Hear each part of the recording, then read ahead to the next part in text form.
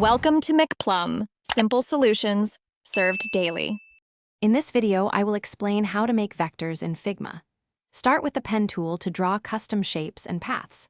This powerful tool allows you to create precise vector graphics by placing individual points. You can then manipulate these points and their Bezier handles to achieve smooth curves and intricate designs. We'll also explore how to combine basic shapes, like rectangles and circles, to build more complex vector illustrations, giving you full control over your designs.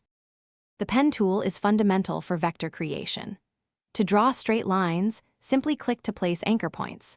For curves, click and drag to reveal Bezier handles, which control the curve's direction and magnitude. You can adjust these handles at any time for perfect arcs. To complete a shape, click on your very first anchor point, closing the path and allowing you to fill it with color or apply strokes. Once your vector path is drawn, editing is straightforward. Select the Edit Object tool, often found next to the pen tool, to access individual anchor points. You can click and drag these points to reposition them, altering the shape's outline. Adjusting the Bezier handles allows for precise control over the curve's smoothness.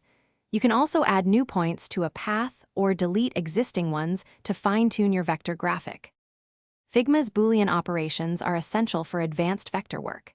You can select two or more shapes and choose to unite them into one, subtract one from another, find their intersection, or exclude overlapping areas. These four operations allow you to build incredibly complex vector graphics from simple primitives. Experiment with each to see how they transform your designs, offering powerful ways to create unique and intricate illustrations. Thanks for watching. Stay juicy and subscribe.